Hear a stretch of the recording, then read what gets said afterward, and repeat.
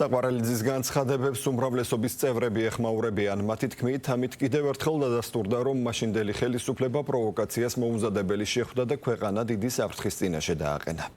ყველა ის ბრალდება, რასაც ჩვენ წლებია ვსაუბრობთ ნაცმოძრაობის და მათი ლიდერების მიმართ 2008 წლის აგვისტოს ომთან დაკავშირებით.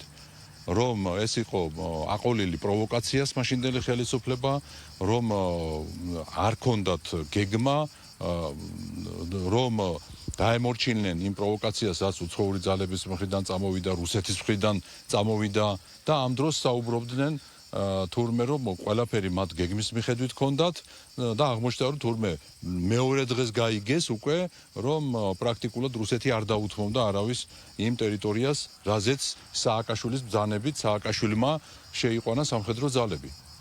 აი ეს არის ზუსტად რაზეც ჩვენ ვსაუბრობთ, რომ პრაქტიკულად საყვარელიძემ აღიარა, რომ მაშინდელმა ხელისუფლებამ სასწორზე შეაგდო საქართველოს ბედი.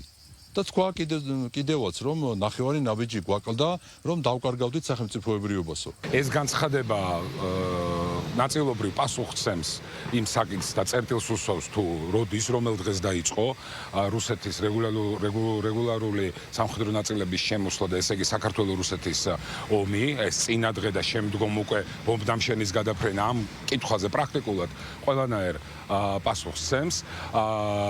ეს არის აღიარება იმისა თუ რა ეგზისტენციალური საფრთხის წინაშე დააყენა მოღალატეობრივმა მიხეილ სააკაშვილმა და ნაცმოძრაობამ რუსეთის საოკუპაციო ძალებთან ერთად საქართველოს სახელმწიფოებრიობა, როდესაც თვითონვე აღიარებს რომ ძალიან ახლოს იყო კოლაფსი, რომელსაც საქართველო გადაურჩა, თუმცა გადაურჩა ნაწილობრივ. ეს არის ის ტყუილები და ტყუილებში წამოწდენები, რომლითაც საზოგადოებას კიდევ ერთხელ მკაფიო პასუხი თუ ვინ იყო რეალური დამნაშავე 2008 წლის იმ ტრაგედიისა, რაც მოხდა, რა თქმა უნდა რუსეთის საოკუპაციო ძალებთან ერთად, პირველ რიგში ეს იყო მიხეილ სააკაშვილის მოღალატეობრივი სისტემა და რეჟიმი, რომელმაც ქვეყანა პრაქტიკულად განადგურების წინაშე დააყენა.